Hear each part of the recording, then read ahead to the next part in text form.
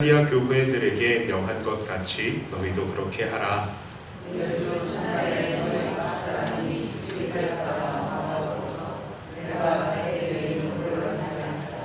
내가 이를 때에 너희가 인정한 사람에게 편지를 주어 너희의 은혜를 예루살렘으로 가지고 가게 하리니 만일 나도 가는 것이 합당하면 그들이 나와 함께 가리라. 아멘. 자, 이 부분은 예루살렘 교회를 위한 연보를 동경하는 말씀입니다. 이 연보는 바로 예루살렘 교회의 이 가난한 자들을 위해서 구제 헌금이죠. 바울이 안디옥에서 사역할 때부터 유대의 성도들은 기근으로 고생을 해왔었습니다. 이 사도행전 11장을 보면요, 그때의 천하에 큰 흉년이 들었다라고 합니다. 그래서 바울은 바나바와 함께 부조금을 가지고 이 유대에서 사는 형제들을 도운 적이 있었습니다. 본문에서는 바울은 어떻게 연보할지에 대한 가이드를 제시하고 있습니다. 첫 번째, 준비하라는 것입니다. 바울은 이 연보를 바울이 갔을 때에 허둥지둥하지 않기를 원했습니다. 그래서 매주 첫날, 그러니까 주일에 그들이 모일 때마다 이것을 연보하라 라고 이야기를 합니다. 자, 우리도 보통 선교사님들이 오시면요, 선교 보고를 받고 또 그때에 감동을 받아서 그 자리에서 선교사님을 위해서 주머니를 열어서 헌금을 하자 이렇게 하기도 합니다. 얼마나 좋습니까? 감동적이죠. 그러면 또 감동을 받아가지고 성도님들이 헌금을 많이 하시는 경우들을 봅니다.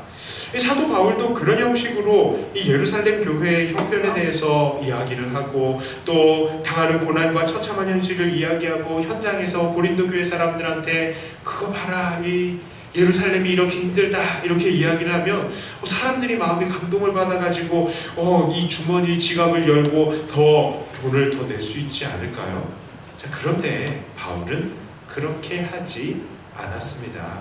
자, 그 이유는 무엇입니까? 여기에는 연보를 할 때에도 충동적으로 하지 말고 오히려 계획하고 작정해서 연보하라는 의미가 있는 것입니다. 충동에서 나오는 것은요, 사실은 진정한 헌신과는 조금 거리가 있습니다. 괜히 충동으로 드리고 나서 뭐가 같이 나옵니까? 그 이후에 후회가 같이 오는 것입니다.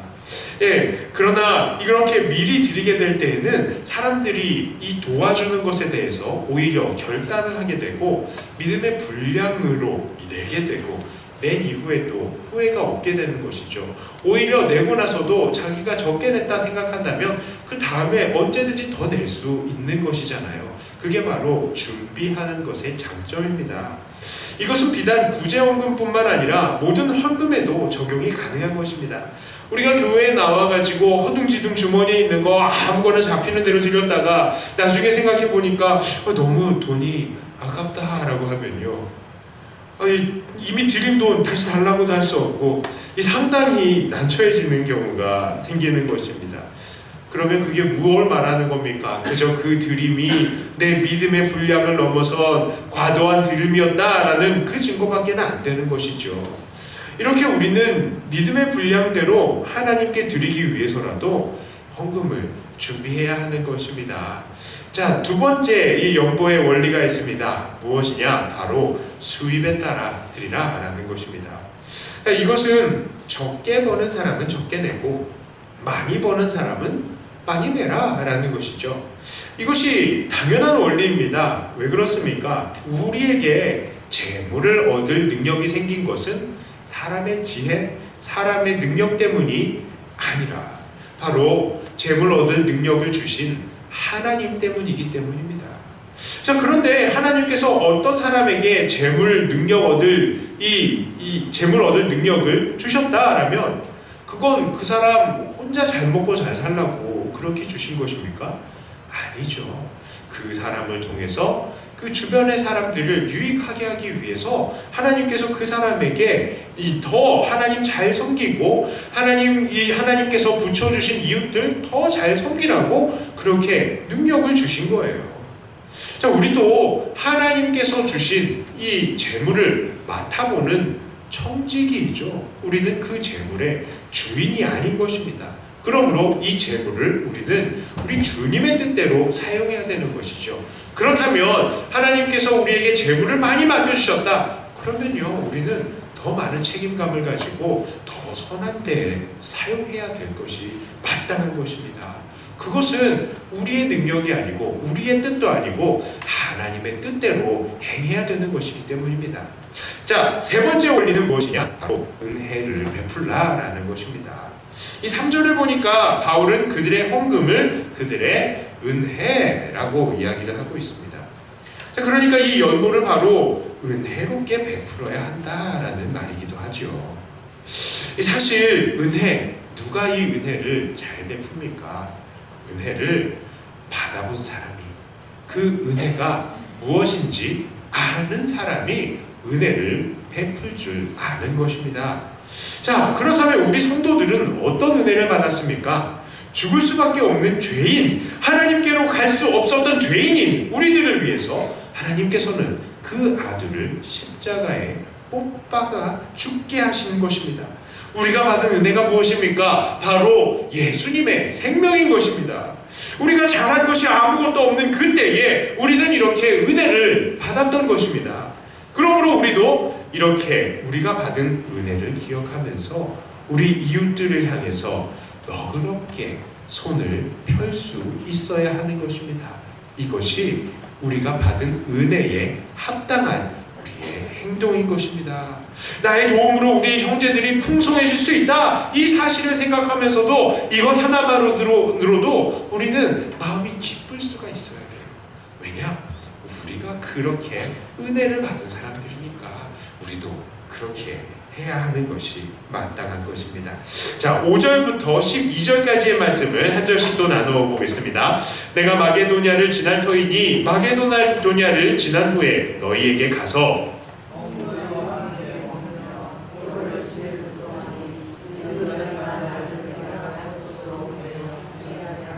이제는 지나는 길에 너희 보기를 원하지 아니하노니 이는 만일 주께서 허락하시면 얼마 동안 너희와 함께 머물기를 바람이라. 내게 광대하고 유효한 문이 열렸으나 대적하는 자가 많음이라.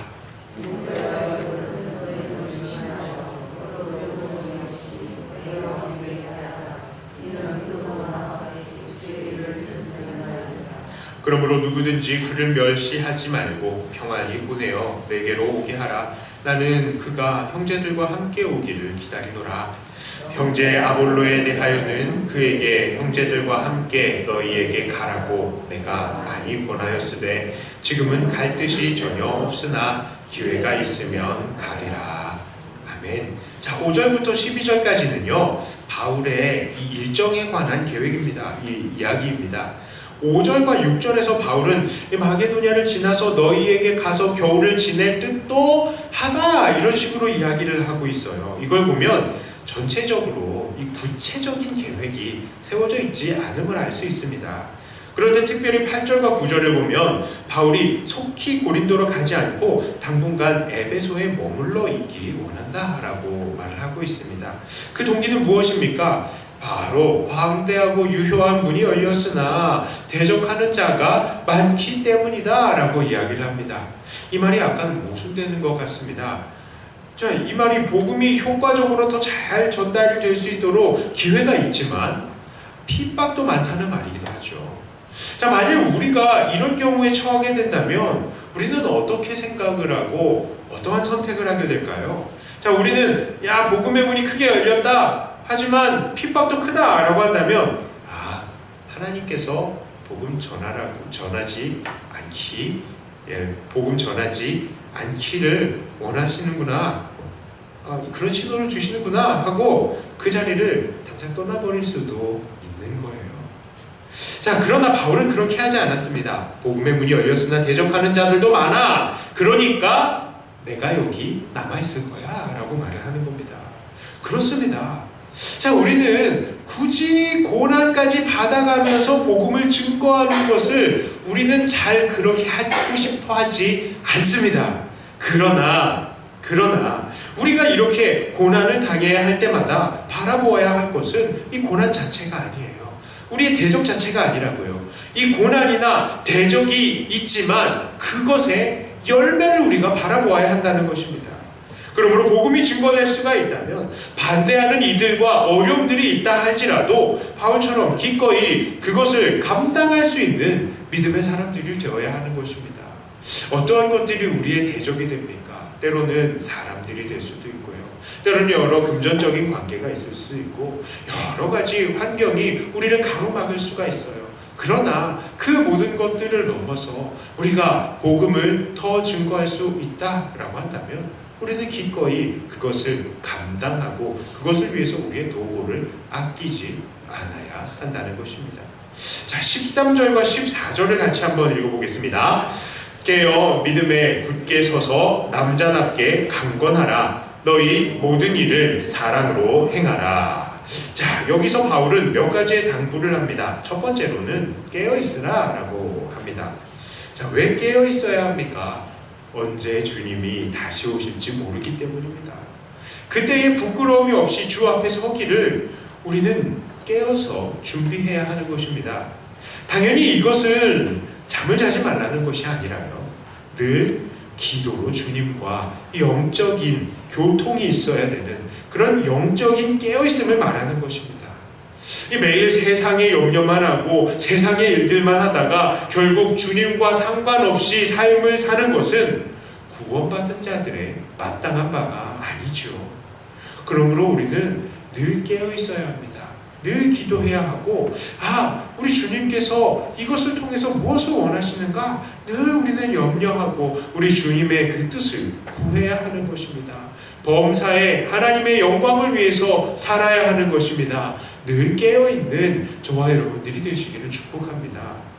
두 번째로 바울은 믿음에 굳게 서 있어야 한다고 말씀합니다. 믿음에 서 있는다는 말은요, 우리의 믿는 바대로 살며 또 우리의 믿음을 지키는 것을 말하죠. 우리 지난 주일에도 말했습니다. 믿는다는 것은 무엇을 말합니까? 바로 내가 아는 바가 진실이다, 확실히 이루어진다 라는 것에 대해서 인정한다는 것을 믿음이다 라고 말했습니다. 그러니 우리는 바른 믿음을 갖기 위해서 바른 지식의 기초에서 이 바른 믿음을 가져야 하는 것입니다. 종말이 다가오면 다가올수록 믿는 자들을 향한 거짓 선생들이 있습니다. 유혹들이 넘쳐납니다. 각종 이단들이 우리들의 믿음을 흔들려고 하죠. 그러므로 우리들은 더더욱더 바른 지식과 바른 믿음을 가지고 이 험한 세상 속에서 믿음을 지켜나가는 믿음 위에 굳게 서는 사람들이 되어야 하는 것입니다. 그때가 그랬으면요, 이 고린도 교회 이 시절에 그랬으면 오늘날은 얼마나 더 심하겠습니까? 우리들은 더욱더 믿음에 굳게 서는 바른 믿음, 바른 지식에 서는 사람들이 되어야 하겠습니다. 자, 세 번째로 바울은 강건할 것을 명합니다. 자, 13절에 특별히 남자답게 강건하라 라고 말을 하고 있는데요, 요즘에 이렇게 남자답게 강건하라 라고 이야기를 하면 이 남녀 평등을 주장하는 사람들이 싫어할 게 분명합니다. 이 강한 것은 남자들의 전유물이 아니다 라고 화를 내겠죠. 저도 이런 분들과 굳이 싸우고 싶지는 않습니다.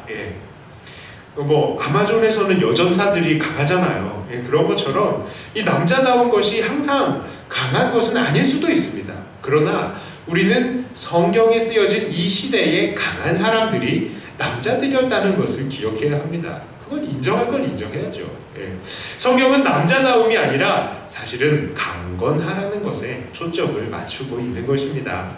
자, 이런 강건함 왜 필요합니까? 이 세상과 주먹으로, 이 요즘 말로 하면 맞짱 뜨기 위해서 강건함이 필요한 겁니까? 주먹 싸움을 위해서요? 아닙니다.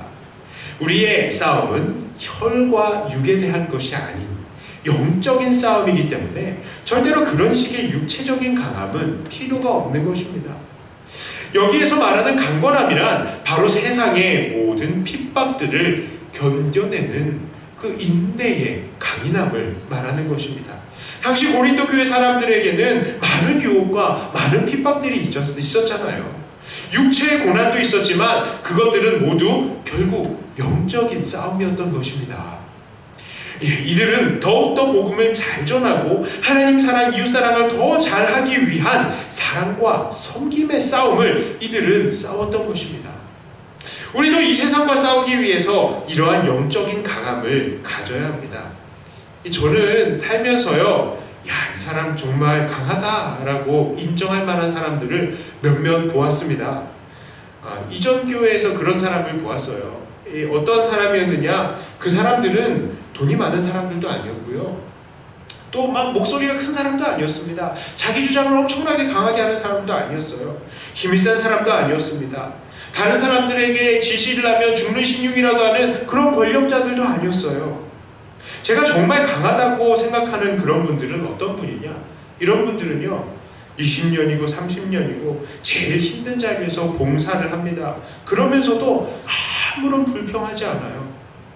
오히려 봉사하면서도 남들에게 불평과 원망을 듣습니다. 그 욕을 먹습니다. 그런데도요, 남들에게 아쉬운 소리 하나도 하지 않아요. 저는 그때 그 사람을 보고, 야, 이 사람 정말 강하구나, 그걸 느꼈습니다. 또요, 이 강한 사람 20년이고 30년이고 눈이 오나 비가 오나 기도의 자리, 예배의 자리를 지키는 거예요.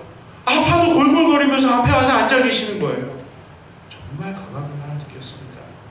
또요, 이런 사람이요, 교회 엘리베이터도 돈 아깝다고 혼자는 안 탑니다. 엘리베이터 앞에서 기다리고 있어요. 언제까지? 엘리베이터 같이 탈 사람 올 때까지 기다리고 있어요. 그래서 2명, 3명 모이면 같이 타고 갑니다. 한여름에 그렇게 더운데도 에어컨 켜지 않습니다. 한겨울에 그렇게 추운데도요, 난방 틀지를 않아요. 교회에서 계시면서도. 좀 트세요 해도 절대 그거 틀지 않습니다. 왜요? 교회 돈 아깝다고요. 그런데 그분들이 어떻게 하시냐? 그분들 집의 규모를 줄여서 이사했다고 이 차액이 남는다고 그 차액으로 교회에 헌금을 하는 겁니다. 땅이 있는데요, 자식들한테 그거 상속을 안 시키고 교회에 그냥 헌납을 하는 거예요. 와, 진짜 강한 사람들입니다. 저는 그렇게밖에는 인정할 수가 없어요. 야, 도대체 어떤 사람이길래 이런 행동을 하는가? 이런 사람들이 진짜 강한 사람들이죠. 믿음의 사람들이 강한 겁니다. 세상에서 부유하고 세상에서 강한 사람들이 강한 사람들이 아니죠. 교회가요, 제가 있던 그 전 교회가 상당히 큽니다. 그런데 그 교회가 왜 크냐? 이런 강한 사람들이 있었기 때문이에요. 이런 사람들이 교회를 지켜내고, 이런 사람들이 끝까지 헌신하기 때문에, 끝까지 헌신하기 때문에 교회가 튼튼히 서 있는 것입니다. 저는 정말로 그런 사람들이 되고 싶습니다.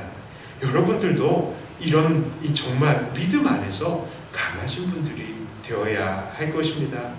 자, 사실요, 이 강건합니다라는 것은요, 앞서 제가 얘기했던, 항상 깨어있고요, 또 믿음에서 굳게 서는 것의 결과다라고 할 수 있겠습니다. 그렇죠. 항상 깨어서 주님과 연결되어 있고, 또한 진리의 말씀 듣고 그것을 굳게 믿고 있으면 결국 세상의 어떠한 유혹이나 핍박이나 풍파나 그런 것들에 흔들리지 않고 강건하게 서 있을 수 있게 되는 것입니다. 그러므로 늘 깨어서 믿음 위에 굳게 서며 강건하신 주님의 성도들이 되시기를 축복합니다. 자, 그런데요, 바울은 여기에 한 가지를 더해요. 무엇이냐? 바로 범사에 사랑으로 행하는 사람이 되어야 한다는 것입니다. 모든 일을 사랑함으로 행하래요. 그렇습니다. 우리가 이렇게 해야 돼요. 범사에 사랑으로 행해야 합니다. 우리는 어떠한 업적을 남기더라도 하나님과 이웃을 향한 이 중심인 사랑을 잃지 말아야 하는 것입니다.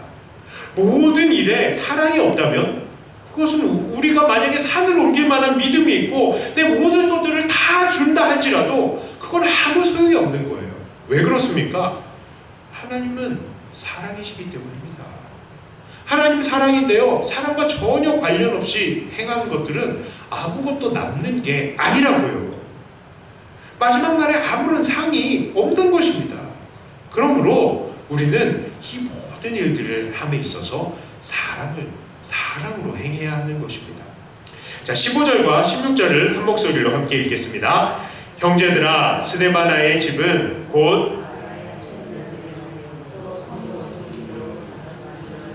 너희가 아는지라 내가 너희를 권하노니 이 같은 사람들과 또 함께 일하며 수고하는 모든 사람에게 순종하라.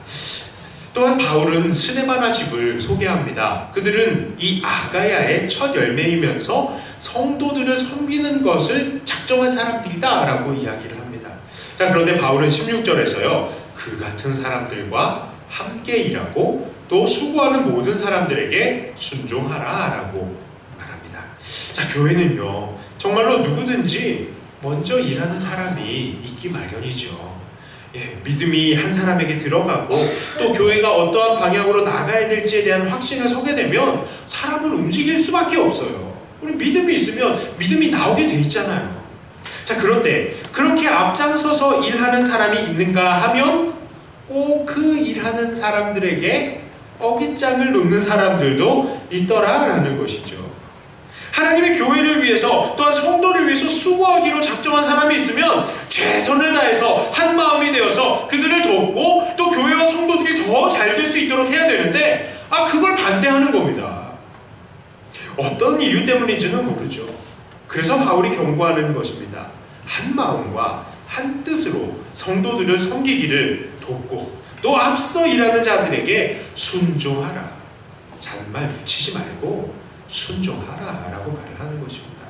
이러한 원리가 17절 18절에도 이어지죠. 제가 읽어드립니다. 내가 스데바나와 부드나도와 아가이고가 온 것을 기뻐하노니 그들이 너희의 부족한 것을 채웠음이라. 그들이 나와 너희 마음을 시원하게 하였으니 그러므로 너희는 이런 사람들을 알아주라. 자, 스데바나와 부드나도와 아가이고라는 사람은 어떤 사람들이었습니까? 이들은 고린도 교회에 부족한 것들을 채우는 사람이었다랍니다. 이들은 모든 성도들을 그 마음을 시원하게 해준다 했습니다. 그러니까 교회는 그 사람을 알아주라라고 하는 것이죠. 그냥 알아주는 거예요. 인정하라라는 단어입니다. 이 단어의 원래 뜻은 그 사람을 인정하라라는 거예요. 우리 교회에도 그렇습니다. 각 팀장들이 있고요, 직분자들이 있습니다. 또 여러 면에서 앞장서시는 분들이 있죠. 분명히 하나님께서 그들에게 주시는 뜻이 있을 것입니다. 우리는 그분들을 존중해 주어야 하고요, 또 그들의 방향에 함께 힘을 합해 주어야 할 것입니다. 저도 목사이지만요, 그분들을 존경하고 존중합니다. 팀장들이 원하시는 것들이 있으면 될 수 있으면 그것들이 이루어질 수 있도록 저는 돕고 싶어요. 자, 물론 어느 부분에서 아쉬운 부분들이 분명히 있겠죠. 하지만 하나님 나라를 위해서 수고하는 그 중심을 봐주고 또한 그들 안에 대해서 인정할 것들은 인정해야 되는 것입니다. 그거 인정하지 않으면요, 교회가 앞서서 나아가지를 못하는 거예요. 그러므로 우리는 그들에 대해서 인정할 것들은 인정하면서 우리는 더욱더 힘을 합해 나가야 하는 것입니다. 자, 19절부터 24절까지를 한 절씩 나누어서 읽습니다. 아시아의 교회들이 너희에게 문안하고 아굴라와 브리스가와 그 집에 있는 교회가 주 안에서 너희에게 간절히 문안하고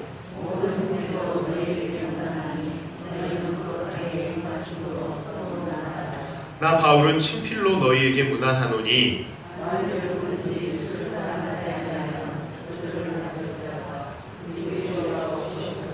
주 예수 그리스도의 은혜가 너희와 함께하고 나의 사랑이 그리스도 예수 안에서 너희 무리와 함께 할지어다. 네, 바울이요 마지막으로 여러 가지 문안을 합니다. 이들 중에 어떤 이들은 고린도 교회를 잘 모르는 사람들도 있을 거예요. 자, 또한 서로 문안하라고 또 이야기를 하기도 합니다. 자, 그리고 마지막으로는 자기 자신의 친필로 바울이 직접 문안을 하고 있습니다. 자, 이 문안이라는 것은 매우 중요한 의미가 있습니다. 어떤 의미냐? 이 문안은 우리가 예수 안에서 서로 하나가 되었다는 상태를 강조하고요, 또 우리가 서로를 돌아보아야 한다는 것을 의미하고 있는 것입니다. 이 돌아보는 행위예요.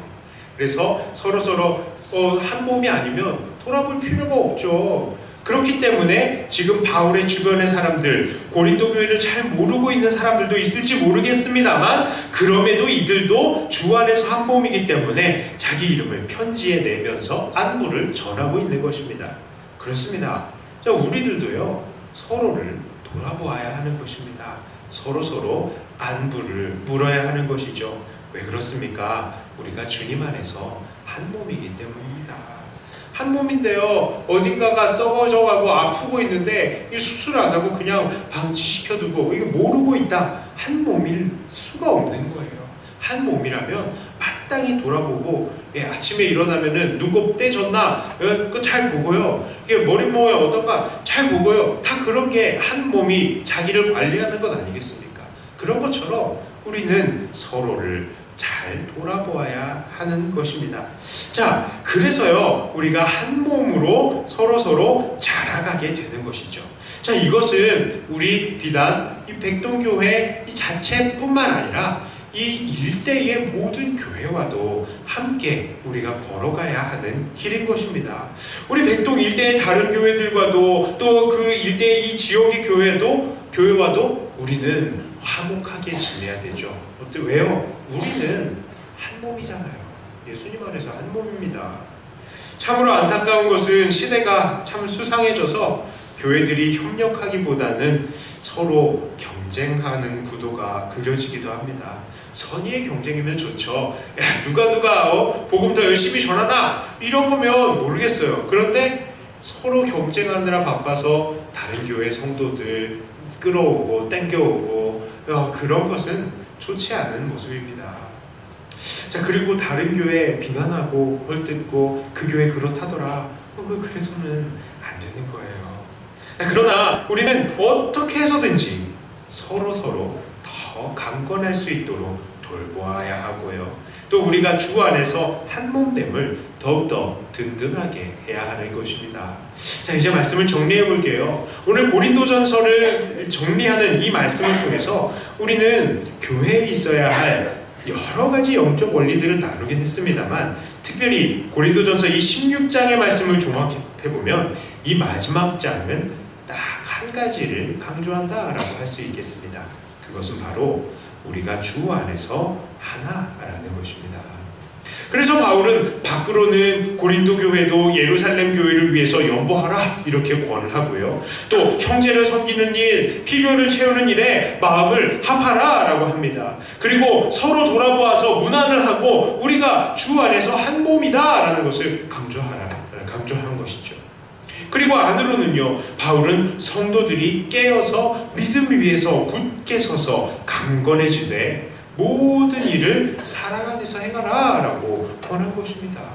사랑으로 하나를 되라는 것을 말하는 것이죠.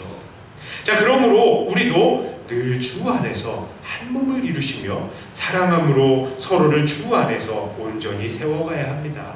그것이야말로 우리 주님께서 오늘날 우리 교회에게 원하시는 뜻인 것입니다. 이렇게 사랑하심으로 정말 주님의 마음을 시원하게 만들어드리는 이 주님의 건강한 교회, 백동교회와 우리 일대의 교회, 그리고 우리 조국교회가 다 되기를 주님의 이름으로 축복합니다. 기도합니다. 감사합니다. 하나님, 우리가 한 몸이 되기를 원하시는 하나님의 뜻을 우리가 다시 한번 보았습니다. 우리 백동교회가 정말 사랑으로 하나가 되는 교회가 되게 하여 주시고 이 일대의 교회들과 힘을 합하여서 이 지역을 복음화시키고 이 나라와 이 민족의 주의 아름다운 덕을 널리 알리는 그런 중심에 서는 교회가 되게 하여 주시옵소서. 하나님, 우리 교회가 큰 교회가 되는 것을 기도한다기보다는 하나님 앞에 최선을 다하는 교회가 되기를 원합니다. 열심으로는 정말로 최고의 열심을 가지는 그런 교회가 되게 하여 주시어서 열정을 가지고 한 몸을 이루고 주의 나라를 위해서 발버둥치는 교회가 되게 하여 주시옵소서. 특별히 우리 백동교회 사랑으로 똘똘 뭉쳐서 서로를 돌아보아서 우리 교회에 있는 모든 식구들이 우리가 한 몸이구나, 우리가 정말로 뗄래야 뗄 수 없는 천국 가족이구나, 이 사실을 매일매일 고백할 수밖에 없는 그런 아름다운 교회, 행복한 교회가 다 되게 하여 주시옵소서. 주님께 우리 교회를 맡겨드리고 우리 주 예수님 이름으로 간절히 기도드리옵나이다. 아멘.